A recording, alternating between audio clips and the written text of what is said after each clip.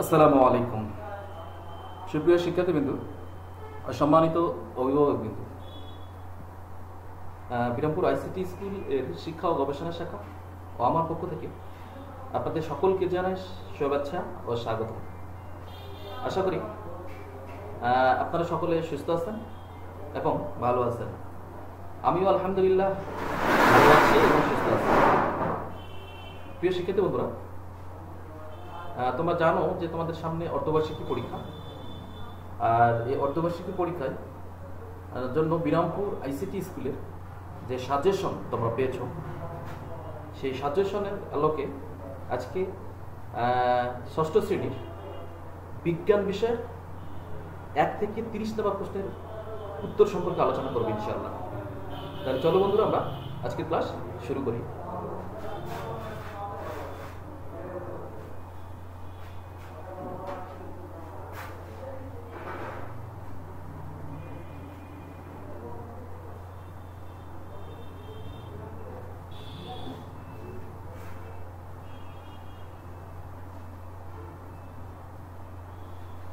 প্রিয় শিক্ষার্থী বন্ধুরা, দেখতে পাচ্ছ যে আজকে তোমাদের বিজ্ঞান শ্রেণী হচ্ছে ষষ্ঠ, অধ্যায় হচ্ছে প্রথম, অর্থাৎ প্রথম অধ্যায় থেকে শুরু তোমাদের মূলত। সেই জন্য অধ্যায় আমি প্রথম দেখছি এখানে, প্রথম অধ্যায়ে আলোচনা চলবে সাজেশন আলোকে। আর আজকে আলোচ্য বিষয় হচ্ছে সাজেশনের 1 থেকে 33 নম্বর প্রশ্নের উত্তর, 1 থেকে 33 নম্বর প্রশ্নের উত্তরগুলো সম্পর্কে আজকে আলোচনা করবো প্রিয় শিক্ষার্থী বন্ধুরা। তাহলে তোমাদের শুরুতে একটু বলবো যে এই সাজেশনের উত্তরগুলো তোমাদের অবশ্যই সাজেশনটা তোমরা বাইর করে নাও, আর একটা খাতা কলম সামনে নিয়ে বসে পড়ো, কেননা অনেক প্রশ্ন তোমাদের সমস্যা থাকতে পারে, সেই কোশ্চেনগুলোর উত্তরগুলো সলভ হবে ইনশাল্লাহ। তাহলে বন্ধুরা, তাহলে তোমরা খাতা এবং কলম এবং সাজেশন নিয়ে বসে পড়ো।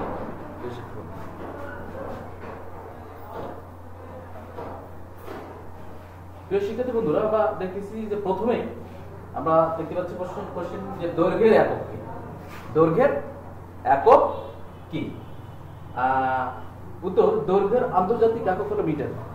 দৈর্ঘ্যের একক হচ্ছে মিটার, সেটা তোমরা জানো যে দৈর্ঘ্যের আন্তর্জাতিক একক হচ্ছে মিটার। এরপরে 2 নম্বর কোশ্চেনটা দেখো যে ক্যান্ডেলা। তোমাদের 1 নম্বর কোশ্চেন যে দৈর্ঘ্য যে পরিমাপ করা হয়, তোমাদের আবারও বলি যে দৈর্ঘ্য যখন পরিমাপ করা হয় তখন মিটার দ্বারা প্রকাশ করা হয় এখানে, আর সেই কারণে দৈর্ঘ্যের আন্তর্জাতিক একক হচ্ছে মিটার। এরপর হচ্ছে ক্যান্ডেলা কি। শিক্ষার্থী বন্ধুরা, ক্যান্ডেলা হচ্ছে যে ক্যান্ডেলা হলো আন্তর্জাতিক পদ্ধতিতে আলোক উজ্জ্বলের একক। এটা মনে রাখতে হবে তোমাদের, কারণ এই কোশ্চেনটা তোমাদের জন্য খুব ভেরি ইম্পর্টেন্ট, কারণ এটা তোমাদের পরীক্ষায় আসে যে ক্যান্ডেলা হলো আন্তর্জাতিক পদ্ধতিতে আলোক উজ্জ্বলের একক। শিক্ষার্থী বন্ধুরা, এরপরে হচ্ছে 3 নাম্বার যে বিজ্ঞান কি। বিজ্ঞান কি? উত্তর, বিজ্ঞান হলো প্রকৃতি এবং প্রাকৃতিক ঘটনা সম্বলিত। তোমরা এটা একটু হলেও জানো যে প্রথম অধ্যায়ে যেটা তোমরা পড়ছো এর আগে, যে বিজ্ঞান হলো প্রকৃতি ও প্রাকৃতিক ঘটনা সম্পর্কিত জ্ঞান, যা পর্যবেক্ষণ এবং পরীক্ষা নিরীক্ষা দ্বারা সমর্থিত। এই কোশ্চেনটা তোমাদের আসে পরীক্ষায়, সেই অনুসারে কোশ্চেনটা খুব ভালো করে পড়তে হবে। বিজ্ঞান হলো প্রকৃতি এবং প্রাকৃতিক ঘটনা সম্পর্কিত জ্ঞান, যা পর্যবেক্ষণ এবং পরীক্ষা নিরীক্ষা সম্পর্কিত জ্ঞান। তাহলে আমরা বিজ্ঞান কি সেটা জানলাম। তোমরা কোশ্চেনগুলো অ্যান্সারগুলো যেগুলো সমস্যা তোমরা একটু খাতায় নোট করে নাও, তাহলে তোমাদের পরীক্ষাতে সুবিধা হবে অ্যান্সার করতে। এরপরে দেখো যে 4 নাম্বার, পরিমাপ বলতে কি বোঝো। যে পরিমাপ বলতে কি বোঝো? যে কোনো কিছুর পরিমাণ নির্ণয় করাই পরিমাপ বলে, অর্থাৎ কোনো কিছু আমরা কোনো বস্তু বা কোনো কিছু যদি পরিমাপ করি তাকে মূলত পরিমাপ বলা হয় সুপ্রিয় শিক্ষার্থী বন্ধুরা। এরপর হচ্ছে পরীক্ষণ কি। যে পরীক্ষণ হলো বিজ্ঞানের নতুন জ্ঞান অর্জনের একটি গুরুত্বপূর্ণ পদ্ধতি। আর এই পরীক্ষণটা হচ্ছে বিজ্ঞানের যে একটা নতুন জ্ঞান, যে বিজ্ঞানের একটা জ্ঞান পাবো, এই জ্ঞান পাওয়া বা অর্জনের একটি গুরুত্বপূর্ণ পদ্ধতি। এরপরে দেখো প্রিয় শিক্ষার্থী বন্ধুরা, যে এসআই পদ্ধতিতে ভরের একক কি। তোমরা জানো যে এসআই পদ্ধতিতে ভরের একক হচ্ছে কিলোগ্রাম। তোমরা এর আগেও পড়ছো যে এসআই পদ্ধতিতে ভরের একক হচ্ছে কিলোগ্রাম, আর কিলোগ্রামকে কেজি দ্বারা প্রকাশ করা হয়, কে আর জি। তাহলে আমরা এসআই পদ্ধতিতে ভরের একক কি সেটা আমরা জানলাম। এরপরে দেখো 7 নাম্বার কোশ্চেন, পরিমাপের একক কাকে বলে? যে পরিমাপের যে একক, এই পরিমাপের এককটা মূলত কি বা কাকে বলে সেটা আমরা দেখব। যে যা পরিমাপ করতে হবে, যার পরিমাপ করতে হবে বা যা পরিমাপ করতে হবে তার একটি নির্দিষ্ট, যেটা পরিমাপ করব তার একটি নির্দিষ্ট কি, একটি নির্দিষ্ট অংশকে আদর্শ হিসেবে ধরা হয়। আর যেটা আমরা পরিমাপ করব সেই পরিমাপটার অংশটিকে কি বলা হয়? আদর্শ হিসেবে ধরা হয়। এই আদর্শ অংশের পরিমাণকে পরিমাপের একক বলে। প্রিয় শিক্ষার্থী বন্ধুরা, এই কোশ্চেনটা তোমাদের জ্ঞানমূলকের জন্য কোশ্চেনটা আসেন। আমি আবারও তোমাদেরকে বলতেছি যে পরিমাপটা হলো যার ওজন, অর্থাৎ যার পরিমাপ করব আমরা, তার পরিমাপ হবে তার একটি নির্দিষ্ট অংশকে আদর্শ হিসেবে ধরা হয়। আর এই আদর্শ অংশের পরিমাপ কি বলা হয়? পরিমাপ। প্রিয় শিক্ষার্থী বন্ধুরা, এরপরে দেখো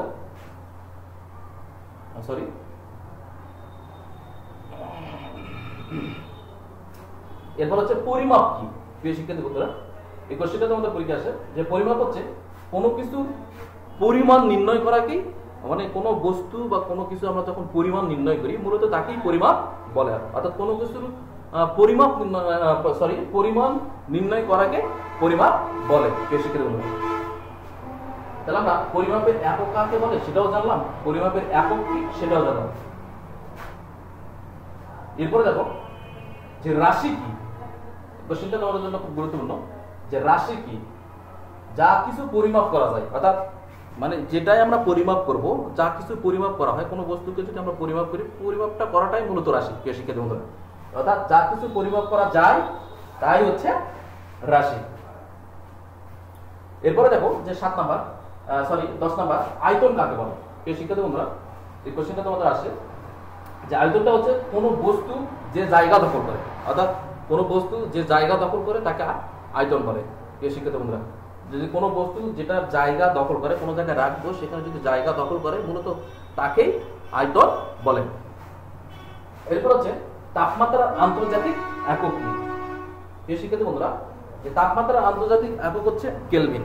এটা তোমরা জানো যে তাপমাত্রার আন্তর্জাতিক একক অর্থাৎ এসআই পদ্ধতিতে একক হচ্ছে কেলভিন। প্রিয় শিক্ষার্থী বন্ধুরা,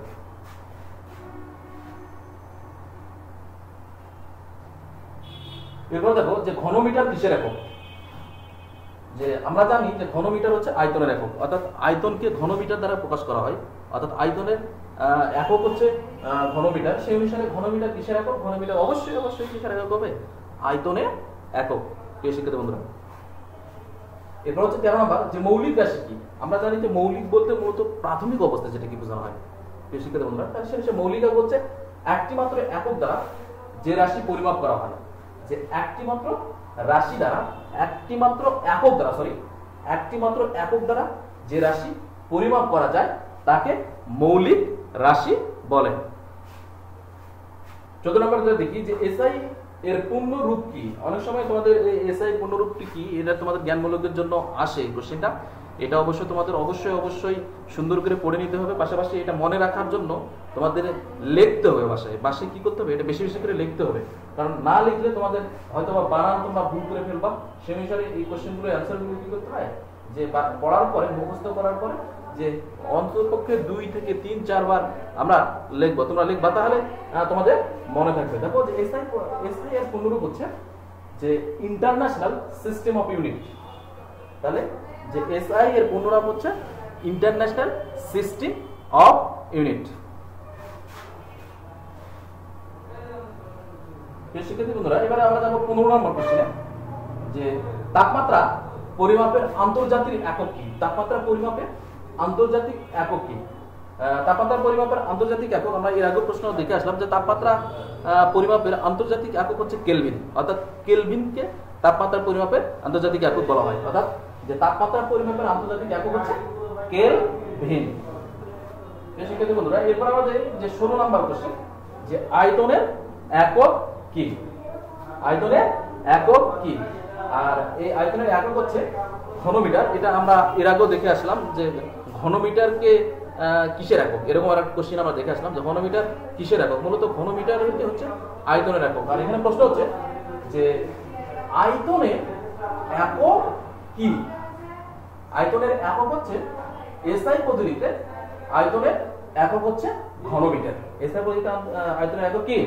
ঘনমিটার। আর এসআই যেটা হচ্ছে আন্তর্জাতিক নামকরণ, যেটাকে বোঝানো হয়, অর্থাৎ ইন্টারন্যাশনাল সিস্টেম অফ ইউনিট। প্রিয় শিক্ষার্থী বন্ধুরা, এবারে আমরা দেখবো যে 17 নম্বর কোশ্চেন। 17 নম্বর কোশ্চেনটা কি বলছে একটু দেখে দেখো তোমরা, যে পরিমাপের এসআই একক কাকে বলে। প্রিয় শিক্ষার্থী বন্ধুরা, এই কোশ্চেনটা তোমাদের জন্য খুব ভেরি ইম্পর্টেন্ট। কারণ এই কোশ্চেনটা তোমাদের পরীক্ষা আসে, যে পরিমাপের এসআই এর একক কাকে বলে। অর্থাৎ যার পরিমাপ করতে হবে তার একটি নির্দিষ্ট অংশকে আদর্শ হিসেবে ধরা হয়। অর্থাৎ যার কোনো বস্তুকে যখন আমরা পরিমাপ করব তখন সেই নির্দিষ্ট অংশকে কি হিসেবে ধরা হয়? আদর্শ হিসেবে ধরা হয়। আর এই আদর্শ অংশের পরিমাণকে পরিমাপের এসআই একক বলে। আর এই আদর্শ অংশের পরিমাপকে কি বলা হয়? পরিমাপের এসআই একক। শিক্ষার্থী বন্ধুরা, এরপরে দেখবো আমরা যে 18 নম্বর কোশ্চেন। যে 18 নম্বর প্রশ্নে বলা হয়েছে যে আয়তনের একক কি। তোমরা এই আয়তনের এককটা এর আগেও আমি আলোচনা করলাম, যে আয়তনের একক হচ্ছে ঘনমিটার। আবার আমরা এর আগে আলোচনা করলাম আয়তন কাকে বলে, আয়তনের একক কি, ঘনমিটার কিসের একক, এরকম কোশ্চেন আমরা দেখে আসলাম। সেই অনুসারে এখানে আয়তনের একক কি? আয়তনের একক হচ্ছে ঘনমিটার। শিক্ষার্থী বন্ধুরা, এরপরে দেখো যে 19 নম্বর কোশ্চেন, যে কোনো কিছুর পরিমাণ নির্ণয় করাকে কি বলে? পরিমাপ বলে। আমরা জানি যে কোনো কিছুর পরিমাণ নির্ণয় করাকে পরিমাপ বলে। সেটা আমরা এর আগের কোশ্চেনও আমরা দেখে আসলাম। সেই অনুসারে এই কোশ্চেনটা তোমাদের অবশ্যই মনে রাখতে হবে, কেননা এরকম কোশ্চেন তোমাদের পরীক্ষায় আসে।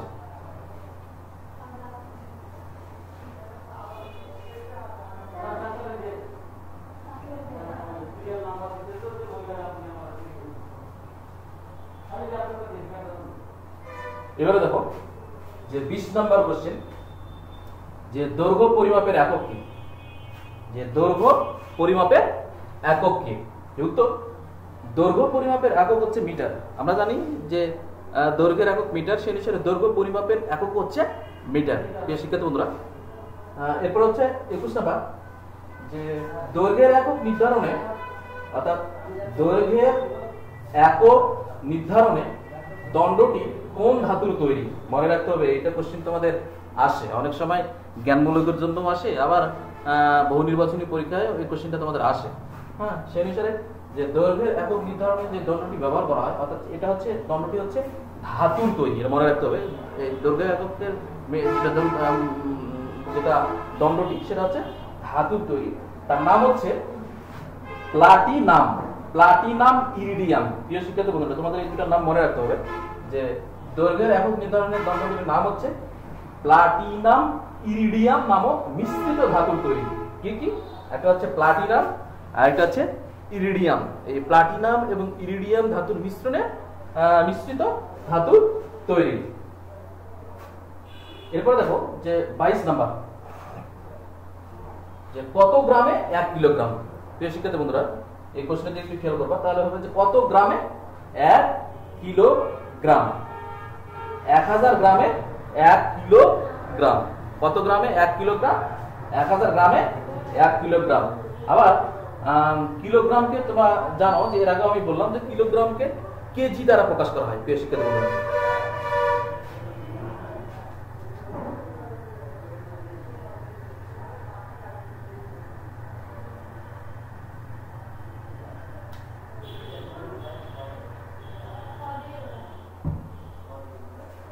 তাহলে কিলোগ্রামকে কেজি দ্বারা প্রকাশ করা হয়। এবার দেখো যে 23 নম্বর কোশ্চেন, যে 1 মিটার সমান কত মিলিমিটার। তোমাদের বইয়ের মাঝে এই ছকগুলো আছে তোমাদের, যে 1 মিটার সমান কত মিলিমিটার, এইরকম একটা ছক আছে, 1 মিটার সমান কত মিলিমিটার। হ্যাঁ, এরকম আছে তোমাদের। ওই ছকটা যারা ভালো করে পড়ছো তাদের জন্য সুবিধা হবে, আর খুব কঠিন না। যে 1 মিটার সমান কত মিলিমিটার? 1000 মিলিমিটার। মনে রাখতে হবে, তোমাদের বহু নির্বাচনীতে এই কোশ্চেনটা আসে, আবার জ্ঞানমূলকের জন্য এই কোশ্চেনটা তোমাদের আসে না। অর্থাৎ 1 মিটার সমান কত মিলিমিটার? 1000 মিলিমিটার। এরপরে দেখো যে 24 নাম্বার, যে 24 নাম্বার প্রশ্ন হচ্ছে যে তরল পদার্থের আয়তন নির্ণয়ে কি ব্যবহার করা হয়? যে এই যে তরল পদার্থ, আমরা জানি যে পদার্থ তিন প্রকার, একটা হচ্ছে কঠিন, আরেকটা হচ্ছে তরল, আরেকটা হচ্ছে বায়বীয় বা গ্যাসীয় পদার্থ। তার মধ্যে থেকে এখানে যে তরল পদার্থ, এই তরল পদার্থের আয়তন নির্ণয়ে কি ব্যবহার করা হয়? তো তরল পদার্থের আয়তন নির্ণয়ে দাগাঙ্কিত মাপচক, অর্থাৎ তরল পদার্থের আয়তন নির্ণয়ে আমরা এর আগে ক্লাসগুলোতে দেখছিলাম যে এই দাগান্বিত মাপচক, যে স্কেলের মাপচকটার মধ্যে স্কেলের মতো আছে, সেটা ব্যবহার করা হয়, দাগান্বিত মাপচক ব্যবহার করা হয়। অর্থাৎ তরল পদার্থের আয়তন নির্ণয়ে দাগান্বিত মাপচক ব্যবহার করা হয়।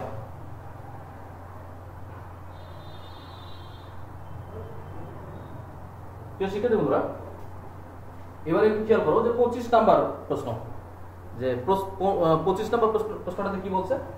কোন থার্মোমিটার 94 থেকে 108 ডিগ্রি পর্যন্ত, 108 পর্যন্ত অর্থাৎ ডিগ্রি পর্যন্ত ফারেনহাইট স্কেলে দাগান্বিত থাকে?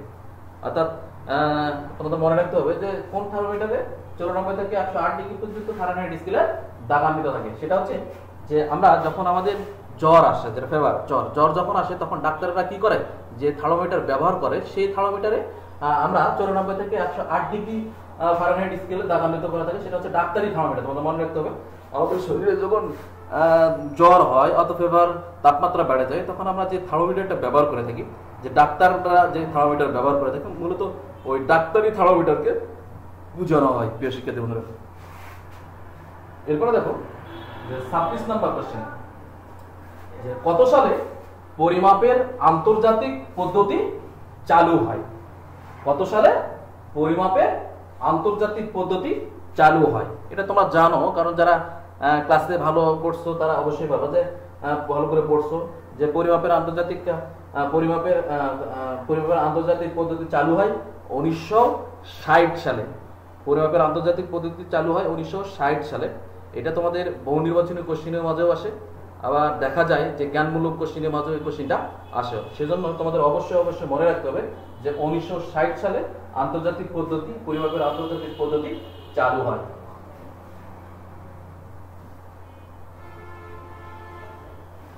এরপরে দেখো যে 27 নম্বর, যে 1 কুইন্টাল সমান কত কিলোগ্রাম?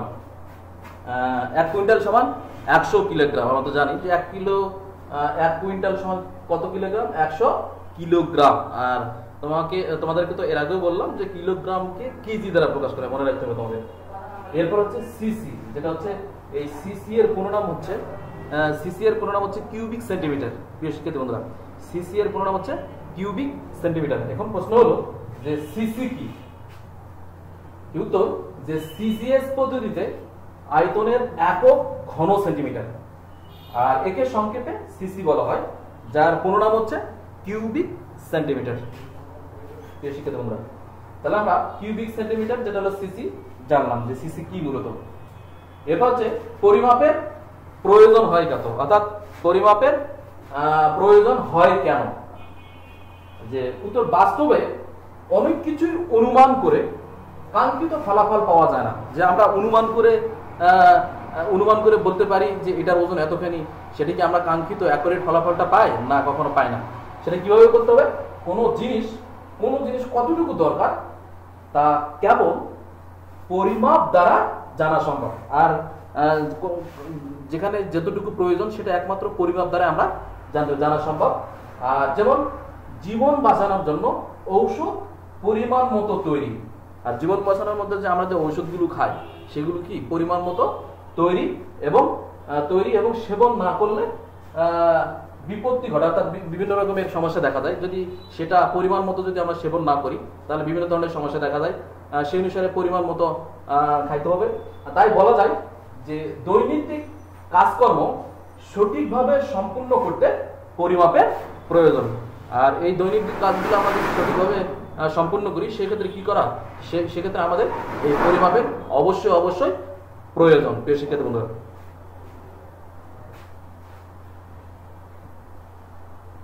এবারে দেখো যে যৌগিক একক ব্যাখ্যা করো। এটা তোমাদের অনুধাবনমূলক প্রশ্নে এই কোশ্চেনটা আসে, যে যৌগিক একক ব্যাখ্যা করো। যে আমরা জানি যে যৌগিক এককটা হচ্ছে যেসব রাশি পরিমাপ করার ক্ষেত্রে 2 বা ততোধিক এককের সমন্বয়ের দরকার হয়। যেসব রাশি পরিমাপ করার ক্ষেত্রে 2 বা ততোধিক এককের সমন্বয় দরকার হয় সেসব রাশির একককে যৌগিক একক বলা হয়। যতটুকু দরকার প্রয়োজন হয় সেই সব রাশি একককে কি বলা হয়? যৌগিক একক বলা হয়। যেমন ক্ষেত্রফলের একক হলো দৈর্ঘ্য।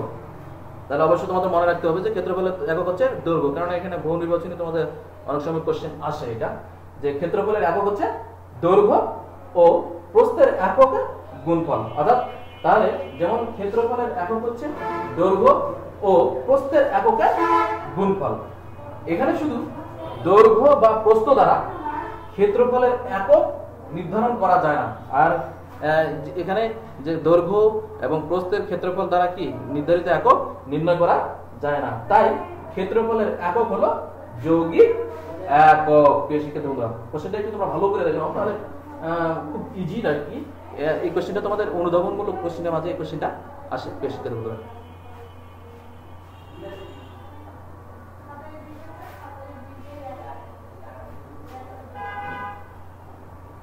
এরপরে দেখো, এটাও তোমাদের অনুধাবনমূলক কোশ্চেন আসে যে প্রকৃতি সম্পর্কে যে কোনো তথ্য বিজ্ঞান নয় কেন?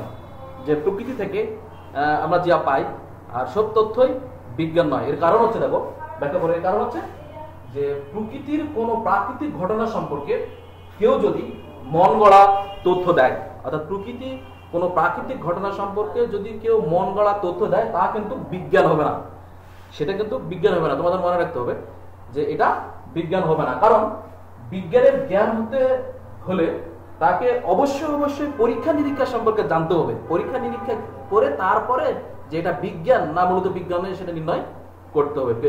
সে বিষয়ে বলা হয়েছে, কারণ বিজ্ঞানের জ্ঞান হতে হলে তাকে হয়তোবা পরীক্ষা বা পর্যবেক্ষণ করে পেতে হবে, অথবা এর থেকে তথ্য দ্বারা সম্পর্কিত হতে হবে, অর্থাৎ এর থেকে যে তথ্য পায় সেই তথ্যটা কি তার সম্পর্কিত হতে হবে।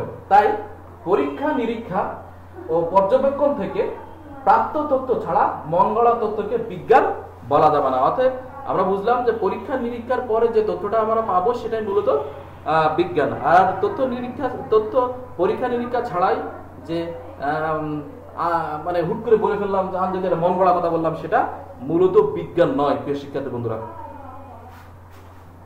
এই কোশ্চেনটা তোমাদের আসে পরীক্ষায়।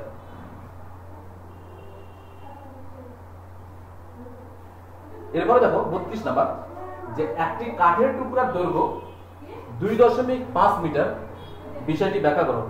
যে আমরা কাঠের টুকরো তো চিনি, এই কাঠের টুকরোটি যখন 2.5 মিটার হয় তখন এর ব্যাখ্যা করো। এই প্রশ্নটা তোমাদের পরীক্ষা আসে। দেখো যে পরিমাপকে সব সময় একটি নির্দিষ্ট এককে প্রকাশ করা হয়। পরিমাপকে সবসময় একটি নির্দিষ্ট এককে প্রকাশ করা হয়। এককের আন্তর্জাতিক পদ্ধতিতে দৈর্ঘ্যের একক হচ্ছে মিটার, আর এই আন্তর্জাতিক পদ্ধতি যেটা হচ্ছে সেটা হচ্ছে এসআই পদ্ধতি, আর এসআই পদ্ধতিতে দৈর্ঘ্যের একক হচ্ছে কি মিটার। প্রিয় শিক্ষার্থী বন্ধুরা, দৈর্ঘ্যের একক হচ্ছে মিটার। সুতরাং যদি একটি কাঠের দৈর্ঘ্য শুধুমাত্র 2.5 বলা হয় তবে এটি কোনো অর্থ বহন করে না। যদি একটা কাঠের দৈর্ঘ্যকে যদি শুধুমাত্র 2.5 বলা হয় এটা কোনো অর্থ বহন করে না, বরং যদি 2.5 মিটার বলা হয় তাহলে এর সঠিক পরিমাপ প্রকাশ পায়। হ্যাঁ, এটা তোমাদের বলতে হবে যে শুধুমাত্র 2.5 বলা হয়। যদি শুধু আমরা বলি একটি কাঠের টুকরো 2.5 বলা হয় সেক্ষেত্রে কোনো অর্থ বহন করে না। কি বলতে হবে যে 2.5 মিটার বলা হয় তাহলে এর সঠিক অর্থ বহন করে বা সঠিক অর্থ প্রকাশ পায়।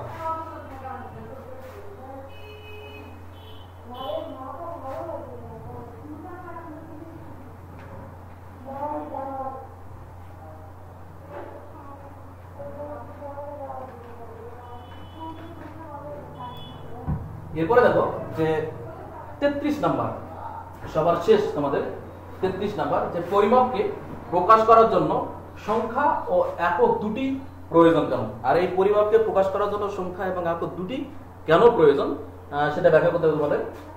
দেখো যে উত্তর, পরিমাপকে প্রকাশ করার জন্য সংখ্যা ও একক দুটি প্রয়োজন। আর পরিমাপকে যখন প্রকাশ করবো তখন এর সংখ্যারও প্রয়োজন, এর এককও প্রয়োজন। কেননা শুধু সংখ্যা বা শুধু একক পরিমাপের ক্ষেত্রে কোনো অর্থ বহন করে না, এটা মনে রাখতে হবে তোমাদের। যে শুধুমাত্র যদি শুধু সংখ্যা এবং শুধু একক যদি পরিমাপের ক্ষেত্রে কোনো অর্থ বহন করে না, এটা মনে রাখতে হবে। যেমন একটি কক্ষের দৈর্ঘ্যের পরিমাপ ক্ষেত্রে শুধু 10, যে একটি কক্ষ, মনে করো একটা কক্ষের কি পরিমাপের ক্ষেত্রে সংখ্যা কত, 10। 10 বা শুধু মিটার বললে কোনো অর্থ প্রকাশ পায় না। প্রিয় শিক্ষার্থী বন্ধুরা, এই কোশ্চেনটা তোমাদের জ্ঞানমূলক অনুধাবনমূলক কোশ্চেনের মাঝে আসে, সেই অনুসারে তোমাদেরকে সুন্দর করে পড়ে নিতে হবে। এরপর হচ্ছে কিন্তু 10 মিটার বললে একটি সুনির্দিষ্ট দৈর্ঘ্যকে বোঝায়। আর যদি আমরা যে 10 মিটার বলি সেক্ষেত্রে কি হবে, একটা সুনির্দিষ্ট একটা দৈর্ঘ্যকে বোঝায়। অর্থাৎ কক্ষের দৈর্ঘ্য যদি 10 মিটার বলে হয়, তাহলে আমরা বুঝতে পারি যে এটা কতটুকু হতে হবে। অতএব সুনির্দিষ্ট পরিমাণ বোঝানোর জন্য পরিমাপের ক্ষেত্রে সংখ্যা ও একক দুটোই প্রয়োজন। প্রিয় শিক্ষার্থী বন্ধুরা,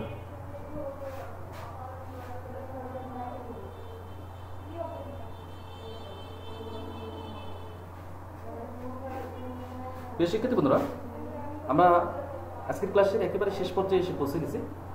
আর তোমাদের যে প্রশ্নগুলো দেওয়া হলো, প্রশ্নের উত্তরগুলো যে আজকে হইল, সেটা হচ্ছে 1 থেকে 33 পর্যন্ত তোমাদের সিলেবাস, অর্থাৎ টেম্পোর আইসিডিএস স্কুলের সিলেবাসের নিয়ম অনুসারে 1 থেকে 33 পর্যন্ত, এবং পরবর্তীতে ধারাবাহিকভাবে পরবর্তীগুলো নিয়ে আলোচনা করা হবে। প্রিয় শিক্ষার্থী বন্ধুরা, আর এই কোশ্চেনগুলো তোমরা একটু সুন্দর করে পড়বা।